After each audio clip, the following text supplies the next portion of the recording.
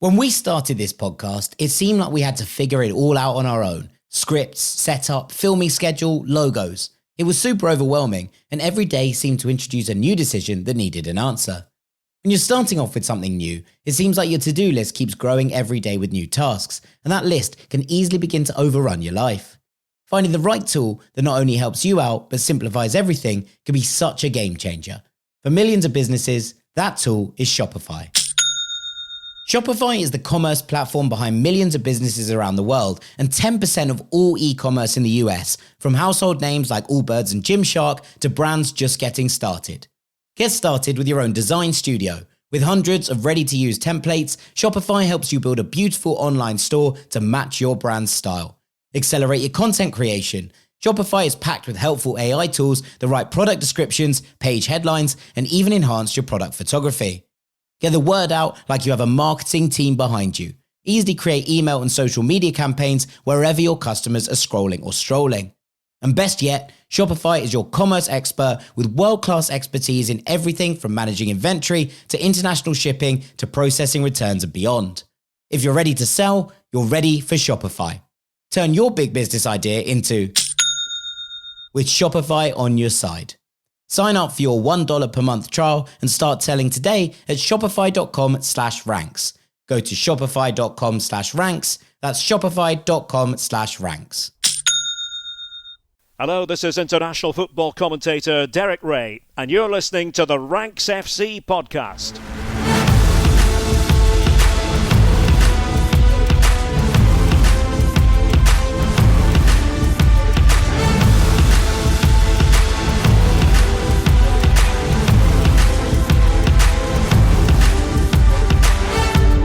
Hello, Rank Squad, and welcome to Ranks FC. It's your favourite transatlantic football podcast. My name is Jack Collins, and I'll be your host today. And joining me across the water, all the way from San Diego, it's Mr. Dean Jones. How you doing, mate? Hello, mate. Yeah, I had a very football weekend, so that was fun. Kids football and watching loads of Premier League football. So, yeah, it was packed. Also very rainy over here over the weekend, Jack, which is not common. Yesterday, it was such a grey day. I went out to an English pub and had a roast dinner because it felt right. It just felt right. So yeah, felt like I was in England for the weekend. Well, that's good. It's actually been glorious over here. I was on a golf weekend away this weekend, and it was. Did you win? We did win. A 3-2 against my brother's beloved Green Caps has finally come to an end. 5 years of this one. 5 years. Decided on the final part of the final hole of day 2 of this weekend. So wow. Was it you? Cool. I was on the green, but it was I left it to this year's captain to finish things off. Was it scenes? It limbs?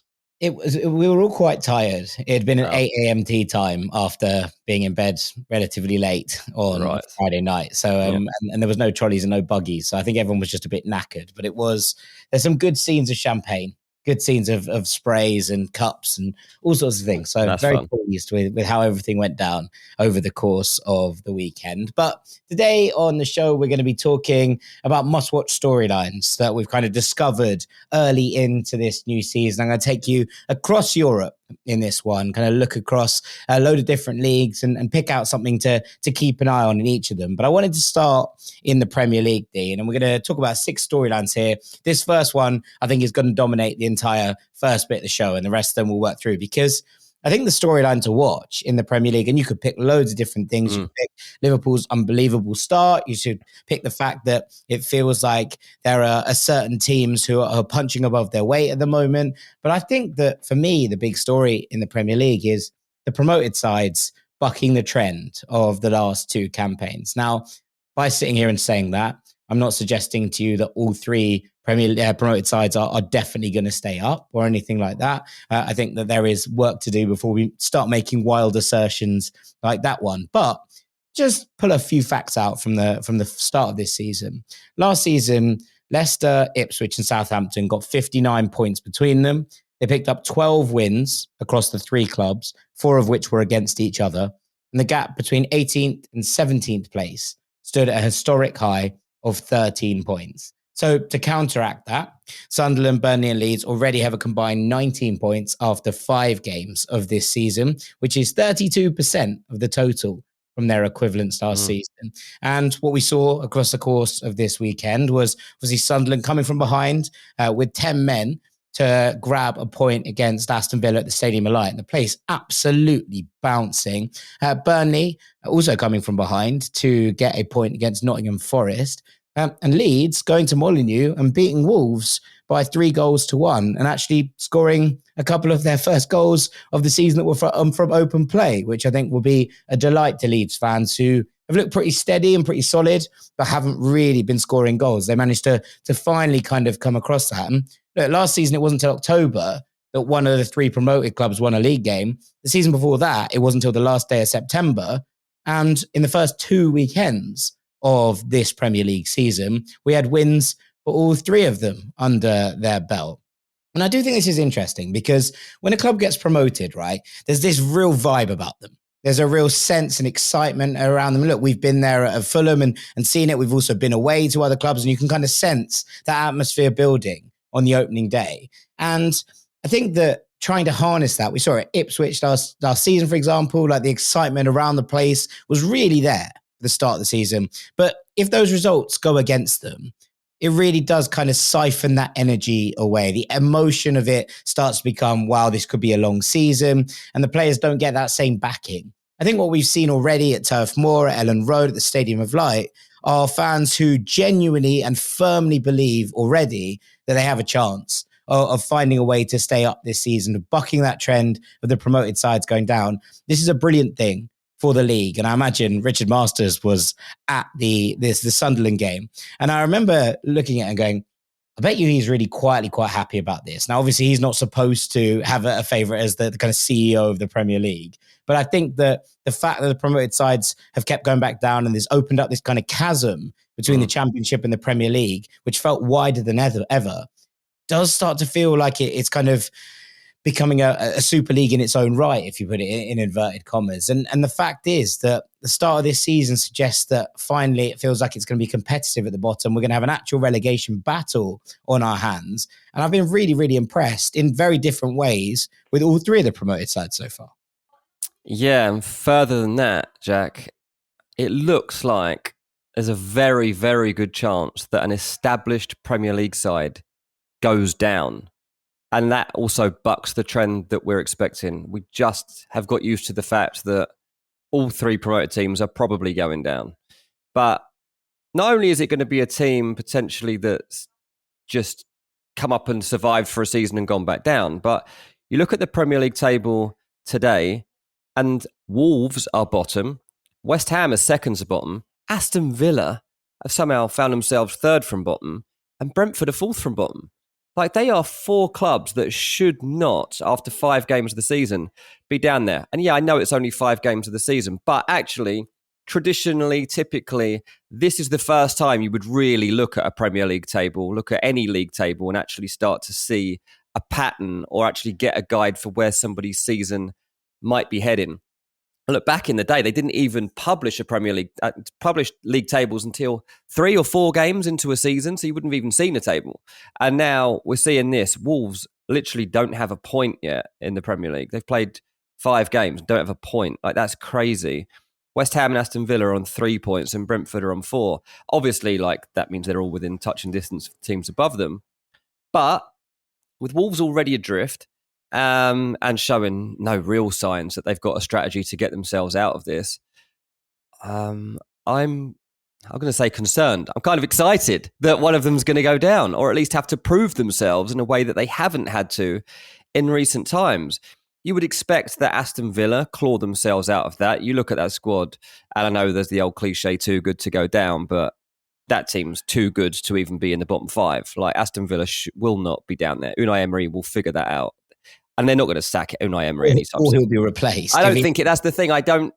From what I understand from speaking to someone last week, they were like, it would take a real disaster for them to get rid of Unai Emery because. Oh, I know, but if they're in the bottom half, if they're in the bottom 3 at Christmas, then of course they'd replace him.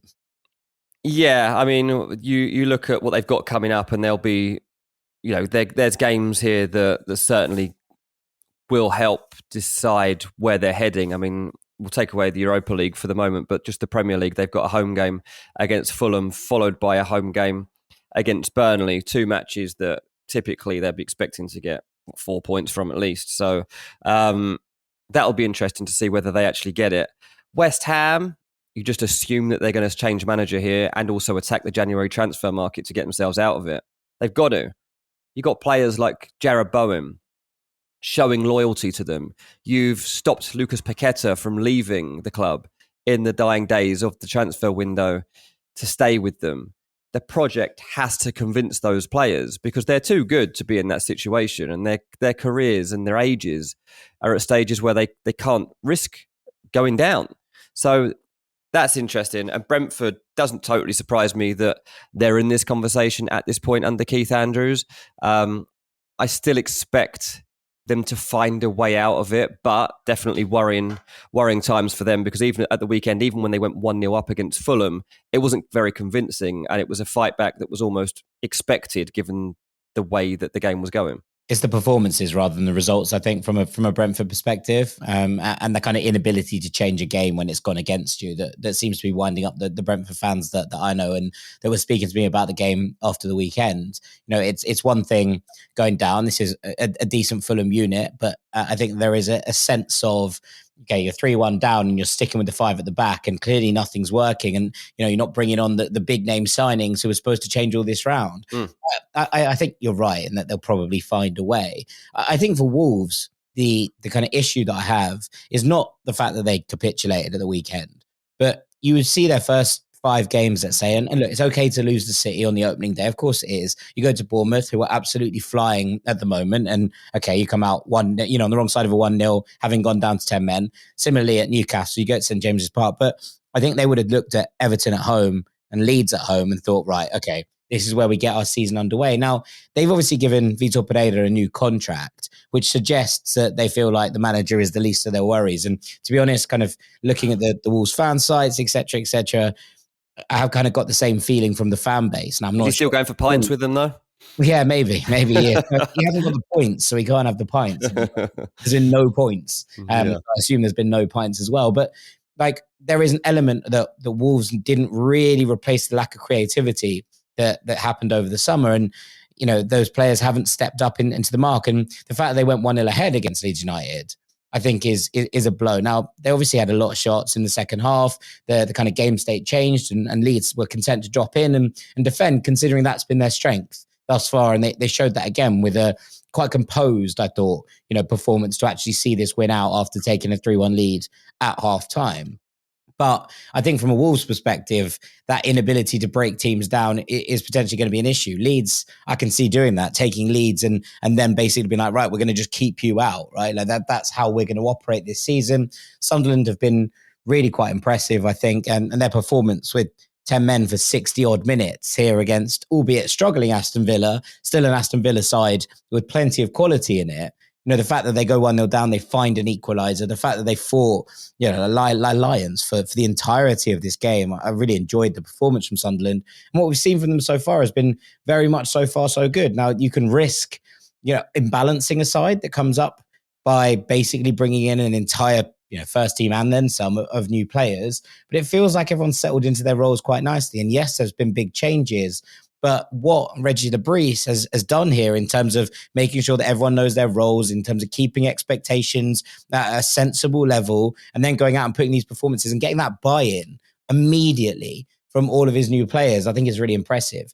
It's going to be tough for Sunderland, I think, over AFCON and the fact that they come up with this horrible run of fixtures in November/December to kind of maintain the momentum. But I think the fact that they've got off to a good start gives you kind of fresh hope and fresh impetus that even if they go through a bad spell, that they're going to be able to turn things around when everyone's back from those tournaments and when they're getting into the start of 2026. So that's my takeaway into that. I've been very impressed with Sunderland. I've been very impressed with Leeds' defensive effort and the fact that they scored 3 goals away again, and albeit struggling. Wolves means that you're going to looking at it and saying, okay, you pinch your salt a little bit, sure, but you've got to win those games and drag other teams into that mix so that you're fighting with them, you're putting the pressure on. And I think the Burnley, going and getting that point, the performance at Old Trafford, where they weren't the better side on the day, but they did almost enough to grab themselves a point. We've seen some more inspired performances from Burnley that I thought we were going to get, considering the players that they brought in the summer. It does feel different this time round, and I think that's a pretty big one here. Yeah, I mean, Wolves were close to being dragged into it last season. They only narrowly avoided the bottom four. Tottenham were in the bottom four, and to secure that spot was, as I say, pretty tight. Tottenham ended the season with 38 points from 38 games, which is obviously atrocious. But when you consider that Sunderland are already got a decent start going from this season by collecting 8 points from their first 5 games, it means they've now got 33 games left to potentially get those 30 points that they need to stay up. Like that's kind of the marker that you're heading for at that early stage. And so the signs are good, and they've given themselves a platform to properly build on. But it does worry me for Wolves that they were already down in that conversation last season, just about managed to avoid it. But obviously Acuna and stuff was a big impact on that. And now they're bottom of the table, no wins. I think Wolves are going down. I think Wolves and Burnley look nailed on to go down personally, and I think there's one more joining them. I expect Leeds to probably be down there. Brentford will be down there. Sunderland will have to wait and see. I don't know whether they drop off or not. I'm going to assume that they do drop off, but obviously because it's been such a big squad rebuild, we don't really know what to expect from them. But yeah, it's definitely bucked the trend and bucked the expectations that we had coming into the season. I think what's really interesting with Leeds is the fact that they've kind of basically been able to shut teams down from an offensive perspective. Like you watch those games against Everton, against Newcastle, especially at Ellen Road, which feels incredibly loud, incredibly vociferous at the moment. And it's not necessarily the keeping the clean sheet. It's the fact that they're restricting chances. And look, we obviously got to see it. Well, I got to see it in the flesh a couple of weeks ago against Fulham.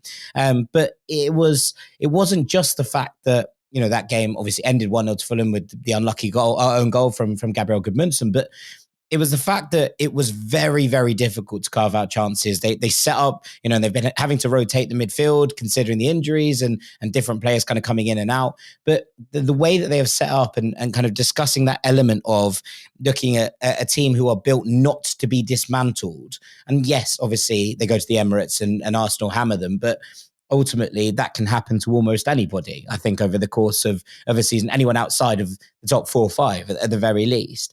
And so what you're looking at from Leeds is take that game out as an anomaly and look what they're putting together in terms of defensive output, in terms of their off the ball work, in terms of the setup that they've got, which is very different to what they did last season. Last season, Leeds were excellent at preventing other teams having chances, but they did that in a very different way in the Championship. It was by keeping the ball incredibly far away from their goal and dominating teams. And the question was always going to be for Daniel Farke, how he was able to adapt a team to being a Premier League side who are not going to dominate the ball in the same way. They're not going to, you know, kind of have the control of the game state to the same extent.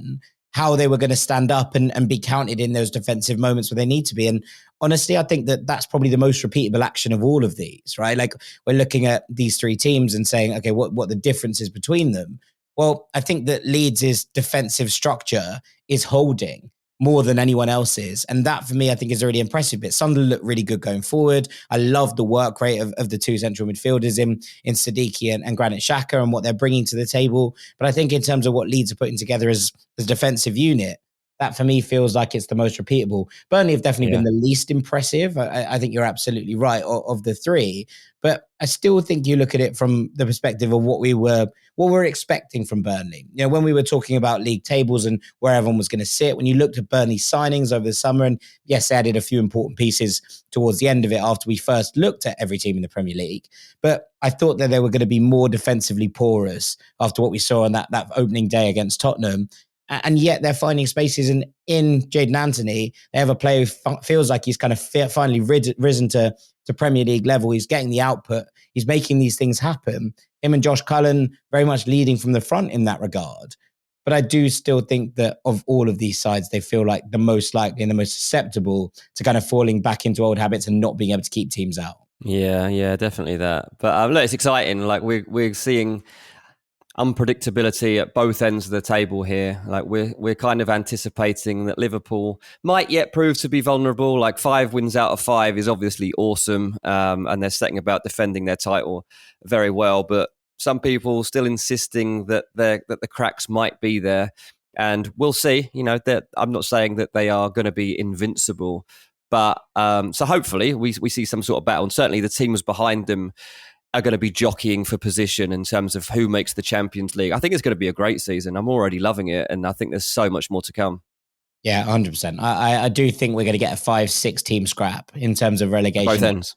Maybe not at the top of the table. I think that I said it was a 3-way title race at the start. I think it might be a 2-way title race, but we'll see how we go. Well, you're even predicting a title race. That's bold. Well, it's something. There's a lot of ground left to cover in this horse race is probably how I would put it at this point. But I think that element of seeing the newly promoted sides competitive, and I think that, this kind of must-watch action here is, I think you're absolutely right. I think at least one of them stays up, potentially two of them stay up. And I think that that's generally a really, really good thing for the Premier League. So it's a very exciting time to be watching this league. Right, we're going to take a little break there. When we come back, we're going to be heading to the continent to take a look at some of the other action and some of the other must-see storylines. Don't go anywhere. When we started this podcast, it seemed like we had to figure it all out on our own. Scripts, setup, filming schedule, logos. It was super overwhelming, and every day seemed to introduce a new decision that needed an answer. When you're starting off with something new, it seems like your to-do list keeps growing every day with new tasks, and that list can easily begin to overrun your life. Finding the right tool that not only helps you out, but simplifies everything can be such a game changer. For millions of businesses, that tool is Shopify. Shopify is the commerce platform behind millions of businesses around the world and 10% of all e-commerce in the US, from household names like Allbirds and Gymshark to brands just getting started. Get started with your own design studio. With hundreds of ready-to-use templates, Shopify helps you build a beautiful online store to match your brand's style. Accelerate your content creation. Shopify is packed with helpful AI tools that write product descriptions, page headlines, and even enhance your product photography. Get the word out like you have a marketing team behind you. Easily create email and social media campaigns wherever your customers are scrolling or strolling. And best yet, Shopify is your commerce expert with world-class expertise in everything from managing inventory to international shipping to processing returns and beyond. If you're ready to sell, you're ready for Shopify. Turn your big business idea into with Shopify on your side. Sign up for your $1 per month trial and start selling today at shopify.com/ranks. Go to shopify.com/ranks. That's shopify.com/ranks. Welcome back to Ranks FC in part 2 of this podcast. We've done a Premier League story. Let's get into the continent. And Dean, I wanted to go to Real Madrid next because there's been a lot of noise around Real Madrid for a little while now, naturally. They're one of the biggest clubs in the About 100 years. In terms of where they were last season and in terms of Xabi Alonso taking over and what happened at the Club World Cup, there were a lot of question marks, and especially regarding how he was going to fix some of the issues that were, made to be the major elements of why Carlo Ancelotti's tenure at the club came to an end. But Saturday's 2-0 win at home against Espanyol extended their perfect start to La Liga. 5 wins from 5 games. They also won against Marseille in the Champions League. And I just got a bit of a feeling about Real Madrid that this new structure is starting to look really impressive in a number of ways. Now, that's not to say that I think Real Madrid have been absolutely brilliant to start the season. I still think that there are issues with this team. And I still do think that if they come up against opponents who are better than the opponents they've faced so far, they are going to have some structural issues that can be exploited. But I do think that what Xabi Alonso has done in quite a short space of time is starts to go about fixing the problems. And what you kind of look at is obviously Kylian Mbappe scored a lot of goals last season, won the European Golden Boot, won the Pichichi in Spain, 31 league goals and 44 in all competitions. He's up to 50 now for Real Madrid, which is pretty incredible considering that last year was pretty poor from their perspective in terms of winning trophies. But what I really like about what Xabi Alonso has done with this team is it feels like the structure in place now has elements of leadership in different areas. And it feels like the dressing room dynamic has shifted a little bit. Now, part of that is obviously Luka Modric leaving the club, going off to Milan. And it means that other people have to step up into these roles, especially with Toni Kroos leaving the season before. But I do think that in Fede Valverde and Kylian Mbappe now, it does feel like there's a leadership starting to emerge. Dean Huyson has come in and already kind of set his stall out, I think, as one of the kind of leaders within that defensive unit in terms of how he's organising everyone else. Obviously, at the moment, Antonio Rudiger is missing from this team. We saw Dani Carvajal come off the bench and then get sent off in the Champions League.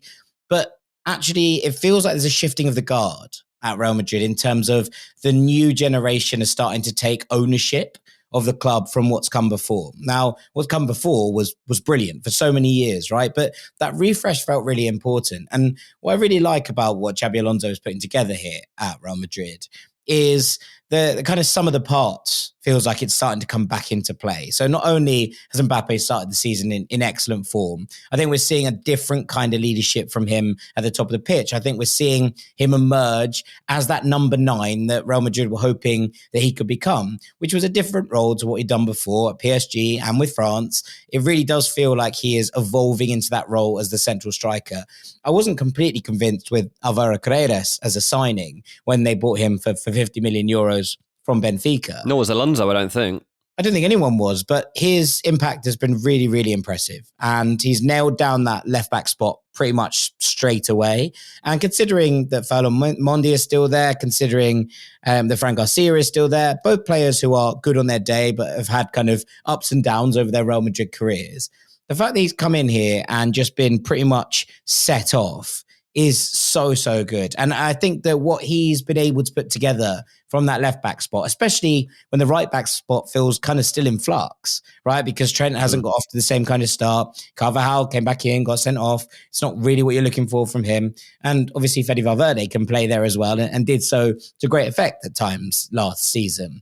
I really do think that Carreras coming in and being that guy straight away has made it easier for Alonso to build a structure around it. And then you kind of have the right wing thing, which is interesting because obviously Rodrigo played a lot on there, but equally it always felt like he was playing on his full side. And Franco Mastantuono has come in and really made that right wing spot a battle. I think he's kind of pushed himself up the pecking order. We knew he was special from his time at River, but the way he's settled into this team, the way he's felt incredibly comfortable in there has been really impressive. And look, Xabi Alonso is going to rotate a lot with this side. He's not repeated a lineup in the 6 matches of this new season so far, and there's only 4 players that have started every single game: Courtois, Carreras, Tchouaméni, and Mbappe. And I find it really, really interesting that what he's come in there with as an energy is, okay, show me. And there's a lot of chat about Vinicius Jr. right now and the fact that he was unhappy that he was substituted at the weekend. He was unhappy that he didn't start that game against Marseille. But I think we were seeing from his impact when he comes off the bench and that fire that's still there. Has it been the best start to the season from him from a personal perspective? No. Was last season the best season from Vinicius that we saw from a personal perspective? Also no, I would suggest. And what Xabi Alonso seems to be doing here is basically like, come on then, show me what you've got. The off-ball work rate has improved immensely, but equally there is pressure on him for the first time in a little while to be like, your spot is not guaranteed. And actually in the long run, I really do think this is going to be important for Real Madrid, that, no one feels bigger than the team. No one feels bigger than the club.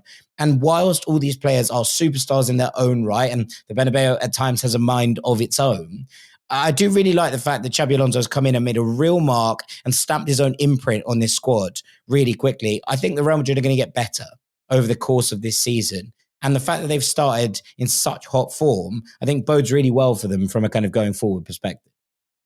Yeah, and obviously like Bellingham and Camavinga now on the verges of a breakthrough and their comebacks. That's another layer of this to take in for Alonso. The 3 outfield players that you mentioned before about the fact that they have been ever present so far is interesting. Alonso won't really give much away about when they might be rotated out. I think he feels there has to be a core structure to his team somewhere. And at the moment, they've become such key cogs to how the team functions that he can't take them out of it and be able to trust that the system completely works. we mustn't forget that they didn't used to have a proper system. This is the first time that these players have had an actual philosophy to play with after so many years of vibes. Obviously, there were systems involved in how Real Madrid played under Ancelotti, but it wasn't as intended as the way that you're going to be playing under Xabi Alonso. So that's changed. And actually, full credit to this group of players for embracing it so quickly to go undefeated under the new manager.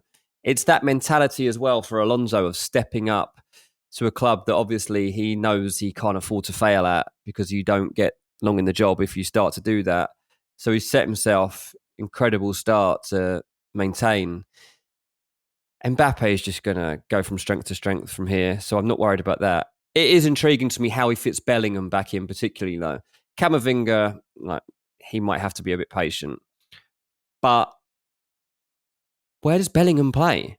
Where does he get into that team? It's been an interesting approach in terms of waiting to come back. There was reports that the new fitness coaches had actually told Bellingham he needs to lose muscle, whereas the previous fitness coaches have been telling him he needs to gain more muscle. Mm-hmm. So he's been all over the place while he's been trying to recover. And now that he's ready to go again, what version of Bellingham are we going to see, and in what position? Yeah, 100%. And also I think that the Arda Güler question comes in here as well. Like a really good start to the campaign for him. From the Club World Cup, it was really obvious that Xabi Alonso wanted someone like an Arda Güler to step in and take up some of the slack in midfield in terms of how to create and how this team actually went about pulling the strings. And he's been really impressive, I think, in his use in the middle of the park, picking up the ball from the defenders, turning defense into attack at times. He obviously has kind of been converted from, if not a winger, then at least a number 10, who's dropping deeper and playing in a slightly different role, although his role has changed, depending on who the opposition were. And I think that's important. But equally, it gives this kind of new dimension to what he's going to do with Bellingham. I think it is interesting. I was reading that report as well this morning. I've got a couple of other things that I've kind of picked up from the Spanish press. But that report was interesting because it suggests to me that he wants Bellingham in more of a box-to-box role, kind of coming back from that number 10 position, that if someone is going to be playing that role, that's potentially Arda Güler to kind of pick up that space and inhabit that place on the pitch.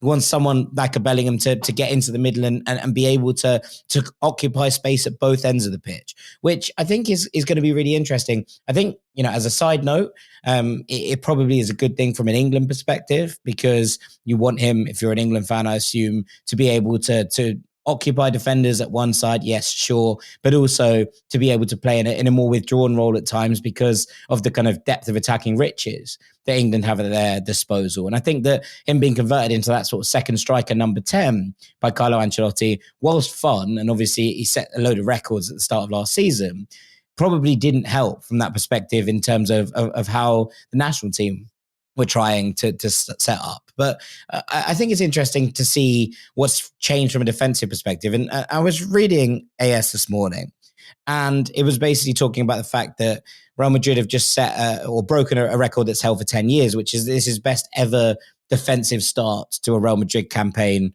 since 2015-16.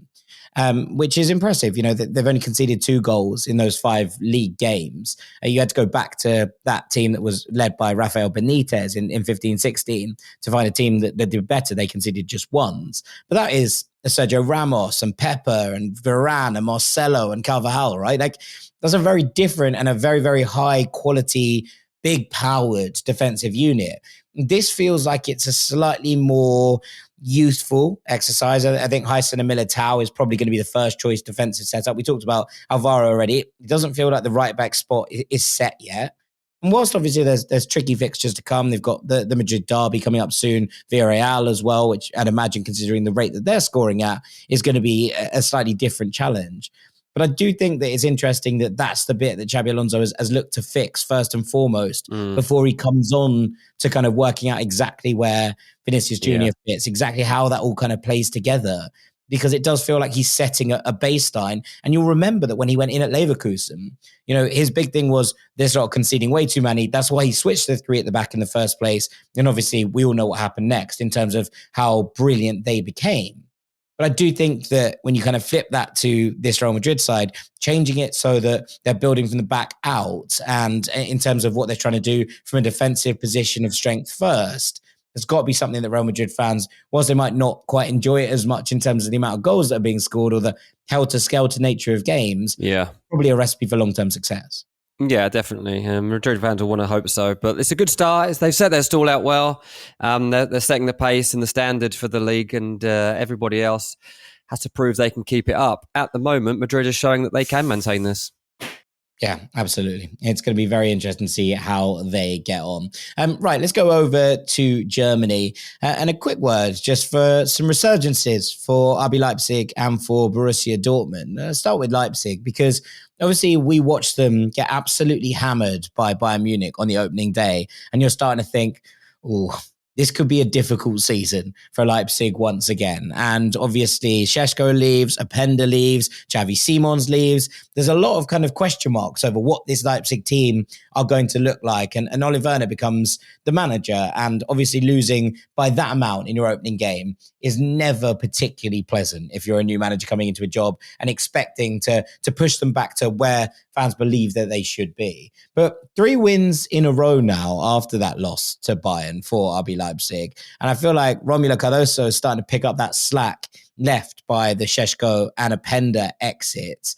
And I was looking at this team from their win at the weekend. And what I looked at was like, wow, okay. It was against Cologne, who have had a brilliant start themselves to this season. But Galashi and Orban have been there forever and a day, right? But around them, Ridley-Baku at right back, I think, is still a very good player with more to grow. Castelli-Lokeba in the middle feels like he's someone who's starting to catch the eye now in that position. David Raum has been given the captain's armband and scored a brilliant free kick. Udrago is in the centre with Sievald in this one because they're currently missing a couple of players. Chavez Schlager out at the moment. Campbell came off the bench here, obviously starting to get on a little bit as well. But Bakayoko on one side and Diamande on the other, with Baumgartner playing as a 10 behind Romulo up top, who is a real kind of interesting pickup, I think. Someone who had interest all over Europe, but who is a kind of big unit but can get around. He is a little bit Šeško-like in the way that he kind of uses his body, but I think someone who has a really high ceiling if they can get him into the right positions. And you're looking at the bench and thinking Banzuzi's there, Konrad Hardo, who they brought in from Sporting, Nedeljkovic, who they brought in from Aston Villa on loan, who's a good backup option and needs that space to grow. Maksimovic, who was absolutely brilliant in Serbia, and everyone's very excited about as this kind of new creative number 10 for the next generation of Serbian football. Kevin Campbell, as we mentioned, plus Werner Bichiabu and Gomes. And that's without Antonio Nusa, who's currently injured, Haidara, Chavez Schlager, as we say, Benjamin Hendricks, and Lucas Klosterman. So there's a lot of quality still to come back into this team. Leipzig fans really happy that Timo Werner has been reintegrated into the squad after what happened in the summer. But I do just think this is a good team. And having seen them now win 3 games in a row, one of the stories of last year was that massive drop-off from Leipzig in terms of the way that it crashed and burned in the Champions League, and then it just all went wrong from their perspective in terms of where they ended up from a league position. I do think that with a lot of change in the summer, I was expecting this to take a lot longer, but they've started to look really sharp quite quickly. And in Bakayoko, Diamande and Nusa, there's a really interesting wing core here. I think that they have a good amount of talent in the centre of the park and a striker who has the potential to be another one off this production line. Things are starting to look a whole lot brighter over in Leipzig. Yeah, I mean, I was quickly onto this because they obviously lost the first game of the season 6-0 to Bayern.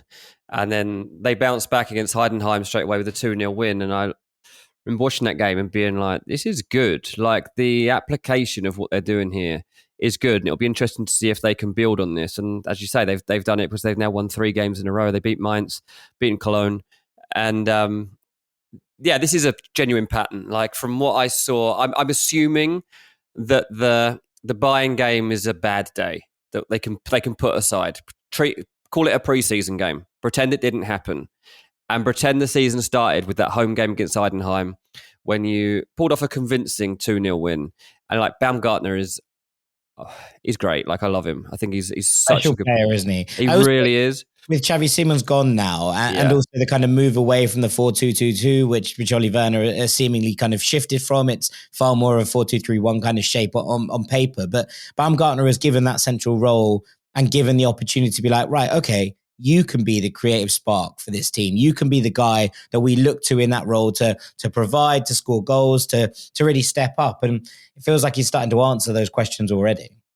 Yeah, exactly. And, they've just got to continue to build on it. The next game is Wolfsburg. We haven't won in 3. So this is an opportunity to kind of exert some authority here and try to make sure that they are in that pack. Neither you or I expect anyone else other than Bayern Munich to win this league this season. It's going to take a real collapse or injury crisis, I think, for that to happen. But you've got to be in there competing with Borussia Dortmund for that second spot. And they are right there right now. They're 1 point behind them. But they can definitely be as good as, and in my eyes, better than Dortmund this season. Well, it's interesting you say that, because I wanted to talk about Dortmund as well, because it feels like it's also kind of gone unnoticed a little bit that they haven't lost this season so far. Yes, they dropped points against Pauli in the Bundesliga and Juve in the Champions League, and they'll be annoyed about the fact that both of those were from positions of real strength, right? That will be a frustration. But equally, I think that when you actually look at what Borussia Dortmund are starting to put together under Niko Kovac, obviously when he came in, he switched it to a 3 at the back after about 6-7 games. And since then, they've had a heap of success, right? They came from nowhere to make a Champions League spot last season. They've started unbeaten this time out. And his managerial record, been in charge for 31 games, won 19 of them, drawn 6, lost 6. Obviously a couple of those losses come Champions League, Club World Cup, etc. It's a really good managerial record. They haven't lost a Bundesliga game since March the 15th. Now, obviously, there has been a summer, in the middle of that, and I do appreciate that. But that's a 6-month kind of record, or at least kind of 4 months of playing football, shall we say, where Borussia Dortmund haven't lost a game. The 3 at the back looks really good. Rami Bensebaini on the left-hand side of that, I think, looks absolutely unbelievable. And considering where he was as a kind of flying left back, maybe a wing back at times before in his career, his ability to kind of spot danger, intercept, and carry this team up the pitch has been really impressive. I think that now that Schlotterbeck is going to come back in alongside Valdemar Anton, that's going to look a lot more solid as well. There's real competition in the midfield. Joe Bellingham has not nailed down a spot because there are so many decent players in that area. I think that Felix Lemaitre has looked really sharp in terms of what he's putting together. Obviously, we know Pascal Gross and Marcel Sabitzer are in there as well. And this new front three that kind of feels like they're kind of driving for it now. Now that Jamie Gittins has left, it is very much that front three of Girassi and Maxi Bayer and Karim Adeyemi, who scored an absolute rocket at the weekend. They're so quick, the three of them, and there is so much ability to play in transition in this Borussia Dortmund team, but also talented players on the ball who are able to kind of take it down, slow games down, and make things fun. I really do think that Borussia Dortmund are moving in the right direction again. And whilst obviously the big storyline from them this season has been, they threw away a 2-goal lead against Juventus in the dying minutes of their first Champions League game. But I think quietly, they're putting together a really, really good squad. Niko Kovac seems to have the trust and belief of these players to actually move things forward. I've been really, really impressed by what they put together at the start of this campaign. Yeah, exactly. And it's good that they've started in this fashion because it gives us hope of a title battle. Again, being able to stay on Bayern's tail is even going to be an achievement at the rate with which they've started. But we all know that Dortmund just have this flaky nature about them. But with the set of players that they've got and with the levels of excitement which they're capable of reaching, that's what really makes this interesting. Was it Wolfsburg that they beat at the weekend? Yeah.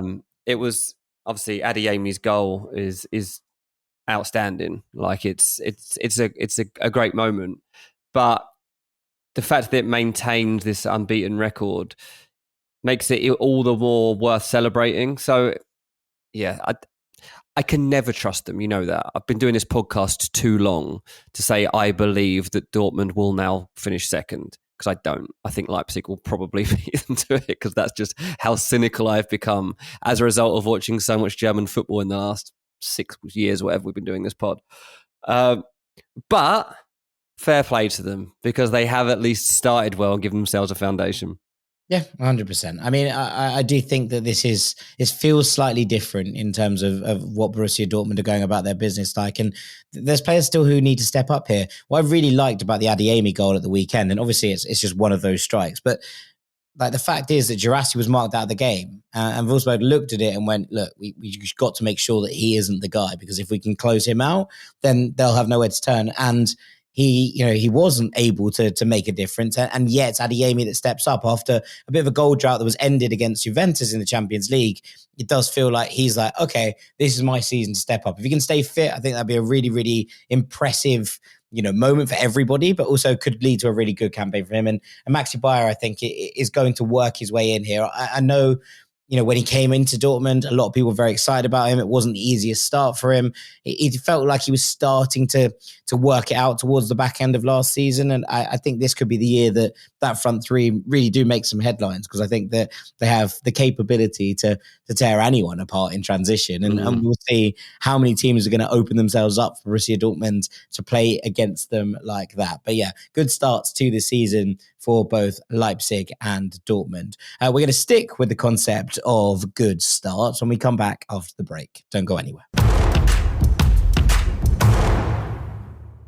When we started this podcast, it seemed like we had to figure it all out on our own. Scripts, setup, filming schedule, logos. It was super overwhelming, and every day seemed to introduce a new decision that needed an answer. When you're starting off with something new, it seems like your to-do list keeps growing every day with new tasks, and that list can easily begin to overrun your life. Finding the right tool that not only helps you out, but simplifies everything can be such a game changer. For millions of businesses, that tool is Shopify. Shopify is the commerce platform behind millions of businesses around the world and 10% of all e-commerce in the US, from household names like Allbirds and Gymshark to brands just getting started. Get started with your own design studio. With hundreds of ready-to-use templates, Shopify helps you build a beautiful online store to match your brand's style. Accelerate your content creation. Shopify is packed with helpful AI tools that write product descriptions, page headlines, and even enhance your product photography. Get the word out like you have a marketing team behind you. Easily create email and social media campaigns wherever your customers are scrolling or strolling. And best yet, Shopify is your commerce expert with world-class expertise in everything from managing inventory to international shipping to processing returns and beyond. If you're ready to sell, you're ready for Shopify. Turn your big business idea into with Shopify on your side. Sign up for your $1 per month trial and start selling today at shopify.com/ranks. Go to shopify.com/ranks. That's shopify.com/ranks. Welcome back to Ranks FC for the third and final part of this podcast. And we're going southwards, Dean, from Germany to Italy, where I've just titled this bit Sleeping Giants Starting Well, because Milan, Roma and Juve have all had impressive starts this Serie A season with new-ish managers at the helm, should we say. Max Allegri making a return to Milan, Gasperini going in at Roma, and Igor Tudor obviously taking over at Juventus midway through last season. But we're recording this before Napoli play against Pisa. We're going to assume that they go back to the top of the table. But Juve with 3 wins and a draw from their first 4. That draw came against Hellas Verona at the weekend. Milan with 3 wins and a loss from their first 4. Roma with 3 wins and a loss after winning the Derby della Capitale at the weekend against Lazio. And in different ways, they've all been really impressive, I think, Dean. What we've seen from Juve is a bit of a grit and a never say die spirit starting to filter through to this team. I think we saw it obviously in the Champions League in that game against Borussia Dortmund, but also when the chips have been tough and when it's felt like it's been difficult games for them. We talked about the Inter game at length on Patreon. It just feels like Juve have a bit more about them than they have in some years, that they have that ability to withstand the pressure, to fight through games that they might have given up on in years gone by. And obviously they've added some attacking depth in Lois Openda and Jonathan David joining Dusan Vlahovic up front. We've seen Edin Jagrova come in from a wing perspective to play in those 10s alongside Kenan Yildiz and Chico Conceição.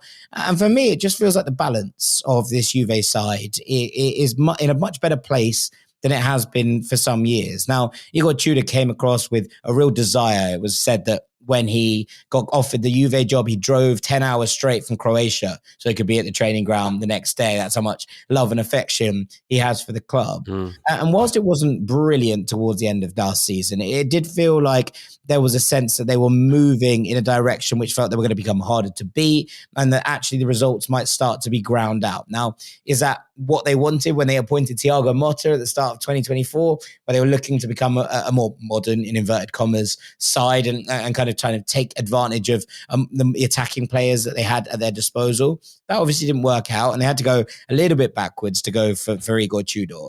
But I do think that what he's brought to this team and the way that they now look when they play these games, I no longer expect Juve to have these kind of defensive implosions that became a bit of a hallmark of last season. Instead, it just feels like they're moving in a direction that suggests that whilst they might not come up in terms of a title race this season, that they will have enough to be right in the heart of this Champions League battle. And I think that's a serious step forward. I know they qualified for the Champions League last year, but I would expect them to be closer to a Napoli, to an Inter, who obviously have had a terrible start to the season themselves.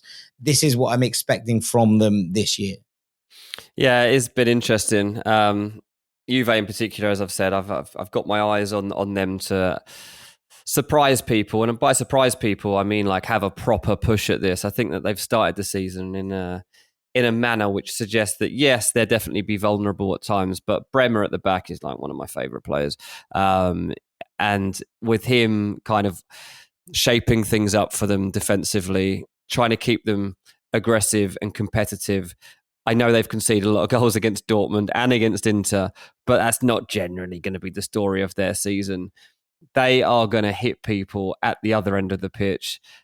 And they've got a lot of options. That's what does it for Juve for me. Like, there are so many options for goals to come, and they can swap people out when they're not in form. So if it's not Vlahovic, it could be Openda, it could be Adzic, it could be that Conceição weighs in with the goal like he did at Hellas Verona at the weekend. It could be Kenan Yildiz. Like, Jonathan David, I haven't even mentioned. Like, they've got so many options, and they still have this back line that is going to stand firm most of the time. And so, yeah, I've got a lot of belief in them. Lloyd Kelly obviously even been on a bit of a goal rush himself recently. So some positivity there for him to take too. Whether Lloyd Kelly is convincing across the rest of this season, we'll have to wait and see. But yeah, keeping key players fit is obviously gonna be the key, and making sure that they can truly push Napoli.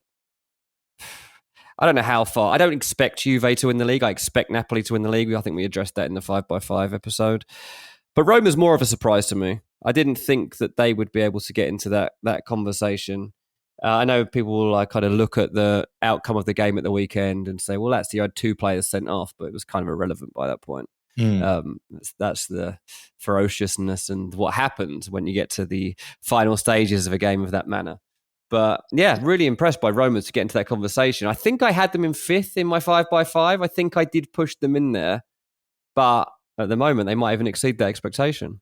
Well, I think what's fun about, like, Roma have had a really good start to the season, and actually, considering they lost on the opening day, I think Milan have done really well to bounce back. But if you'd offered me, and you'd said after 4 games, one of Allegri's Milan or Gasparini's Roma will have scored 7 goals and one of them will have scored 3, I would have had these two the other way around. And obviously, there is a level of opposition bias in terms of who scored more. But Milan looked really fun at the weekend. And Roma, I think what's been really interesting is that the 3 wins have been 3 1-0 wins, right? Like, that's the thing that's ground it out. And the loss is a 1-0 loss. They don't feel like the Gasparini Roma I was expecting to see. We haven't quite seen the front 3 click in terms of how they're putting it together. And obviously Pellegrini came in at the weekend and played in the number 10 role, which I thought was interesting.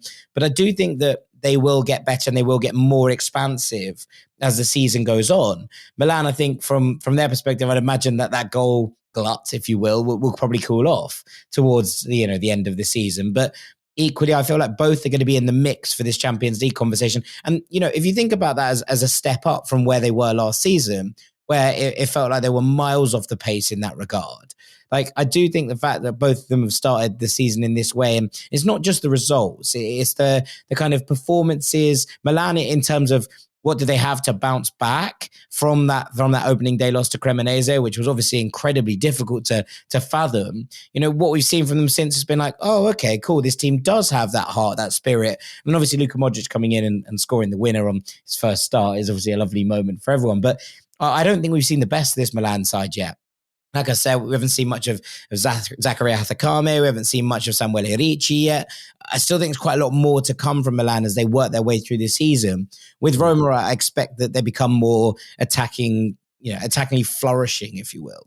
So I think that there's a lot to like about the fact that these three have started in this manner. And there's a lot to like about the battle, I think, for Champions League football in Italy. And I also think there's a lot to be excited about the battle for Champions League football in France, Dean, because whilst, again, we all assume PSG are going to win the league title, even if they are currently 1-0 down to Marseille in the rescheduled Classique as we record this, I think that everyone expects PSG to kind of go on and roll their way to the Ligue 1 title once again. But actually what we've seen from the start, a Monaco side that bounced back from a second day loss, have won 4 from 5. Lyon had a little bit slip up on match day 4, but they've won 4 from 5. Strasbourg are currently going through civil war, but they've gone 4 from 5 as well. And then there's Lille, who are just free scoring, but seem to concede an absolute ton at the other end. And Lens, who won the derby at the weekend in terms of how they turn up. So, like that, on top of the fact that Marseille are currently a couple of points back, Rennes, who won that first day against Marseille, a couple of points back as well. I think we could have sort of a 4 or 5 way scrap for the Champions League. And all of them have their weaknesses. It doesn't feel like everyone's at it. We obviously saw Monaco fall to an incredibly difficult result in the Champions League when they were absolutely hammered by Club Brugge. But equally, you're looking at them and saying, oh, have they worked out? Ansu Fati, I thought, was absolutely brilliant at the weekend in their 5-2 win. And you're looking at Lyon and saying, okay, they lost a lot of big players over the course of the summer. Cherki, Mikhail Tadze. And yet they've started this season with a real kind of spring in their step. Strasbourg, the Ultras are basically trying to demand that the Blue Co get out of the club, but equally the actual wins that are coming on the board and on the pitch seem to belie this kind of unrest that's happening in the stands.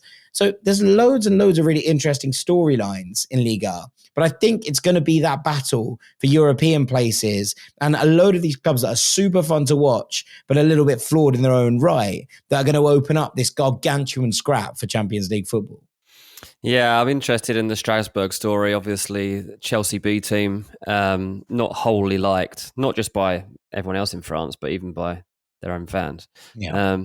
So that is a strange story. I've been watching like more of their highlights than I ever obviously would have before.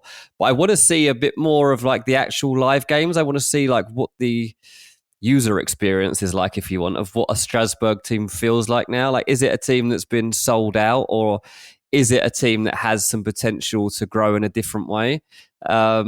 Hearing contradicting things about what could happen there, but obviously they have brought in strong players as part of the structure and the way that team is now owned, and so they should be in that competition level because it's probably getting a bit more out of the other teams around them as well.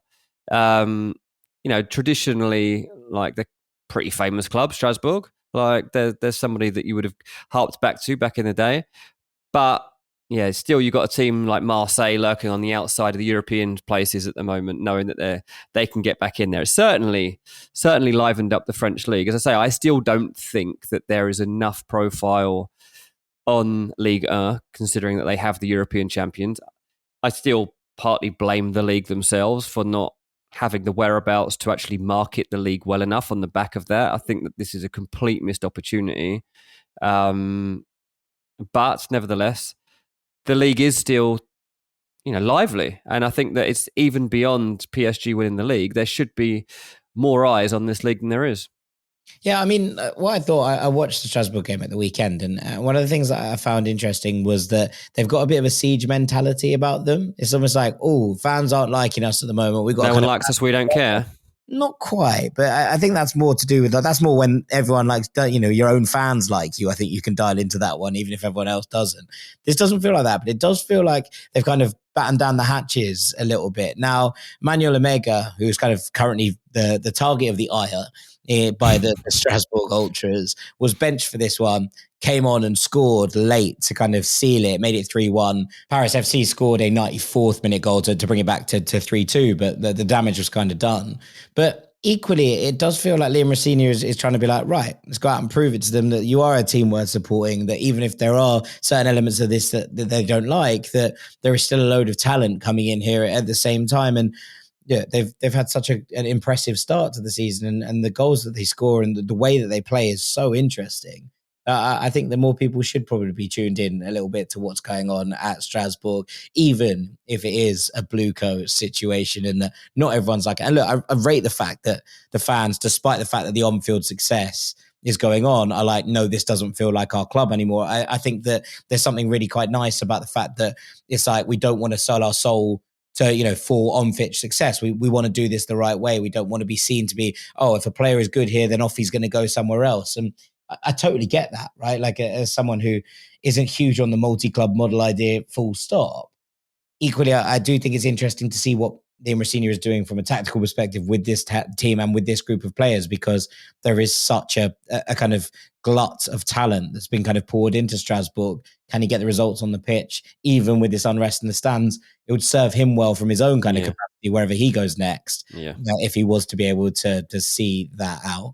And finally, I wanted to finish quickly in Portugal, because obviously the big story has been Jose Mourinho returning to the Primeira with Benfica after 25 years. He's back at the Estadio de Luz.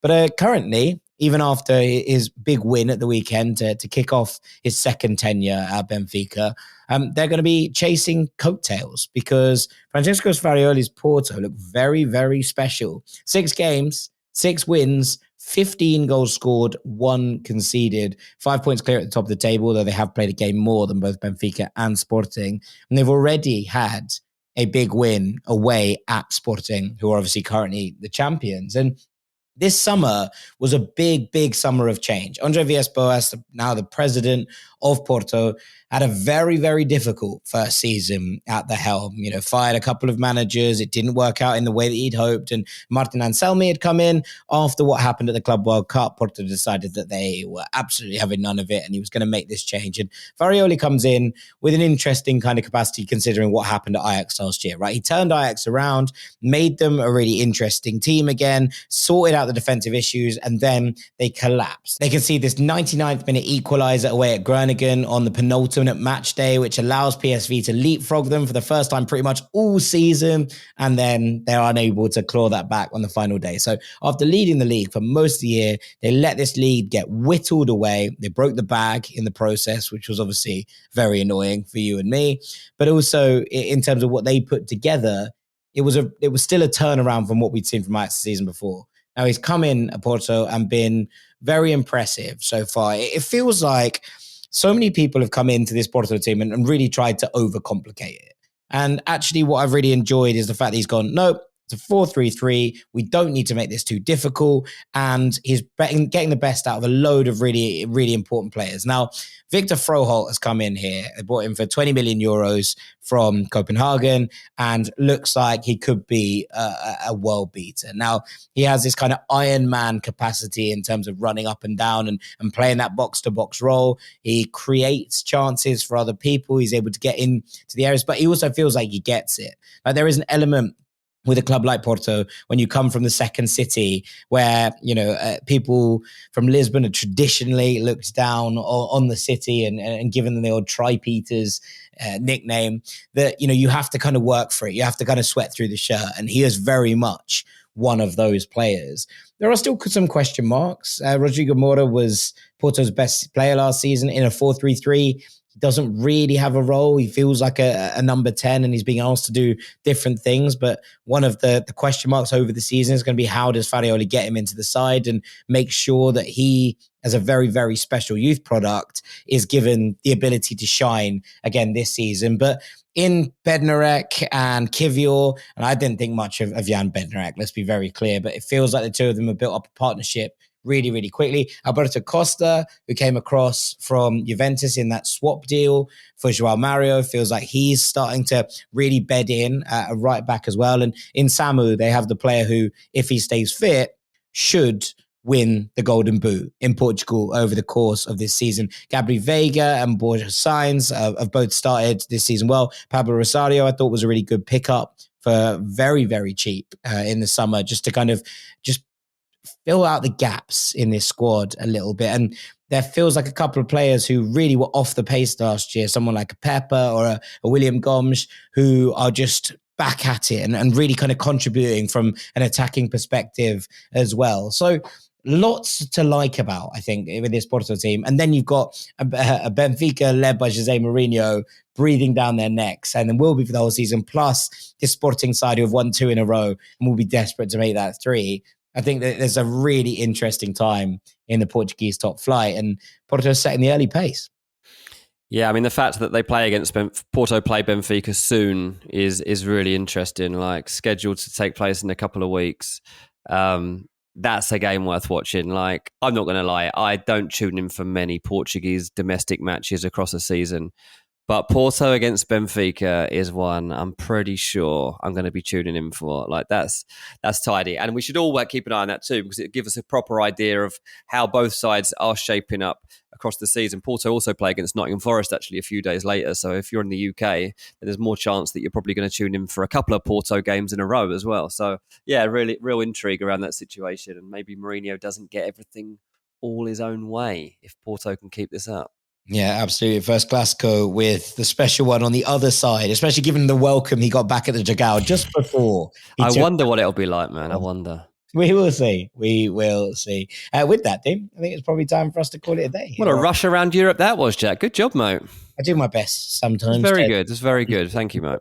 We'll keep you updated on those big storylines and, of course, anything else that pops up over the course. Yeah. Well, you've got to go and record another podcast now because we've got a Patreon show to do. Indeed we do. Plenty of work to be done over on Ranks FC. But for now, thank you very much to Mr. Dean Jones. Cheers, mate. Thank you very much to all of you for listening. I've been Jack Collins. This has been Ranks FC. Thank you so much for sticking with us. The Truth will be back on Friday, where Doogie and Sam are going to be talking about Aston Villa and what on earth is going on at Villa Park. So make sure you're locked in for that one. We'll see you very shortly. Take it easy, Rank Squad. Peace. When we started this podcast, it seemed like we had to figure it all out on our own. Scripts, setup, filming schedule, logos. It was super overwhelming, and every day seemed to introduce a new decision that needed an answer. When you're starting off with something new, it seems like your to-do list keeps growing every day with new tasks, and that list can easily begin to overrun your life. Finding the right tool that not only helps you out, but simplifies everything can be such a game changer. For millions of businesses, that tool is Shopify. Shopify is the commerce platform behind millions of businesses around the world and 10% of all e-commerce in the US, from household names like Allbirds and Gymshark to brands just getting started. Get started with your own design studio. With hundreds of ready-to-use templates, Shopify helps you build a beautiful online store to match your brand's style. Accelerate your content creation. Shopify is packed with helpful AI tools that write product descriptions, page headlines, and even enhance your product photography. Get the word out like you have a marketing team behind you. Easily create email and social media campaigns wherever your customers are scrolling or strolling. And best yet, Shopify is your commerce expert with world-class expertise in everything from managing inventory to international shipping to processing returns and beyond. If you're ready to sell, you're ready for Shopify. Turn your big business idea into with Shopify on your side. Sign up for your $1 per month trial and start selling today at shopify.com/ranks. Go to shopify.com/ranks. That's shopify.com/ranks.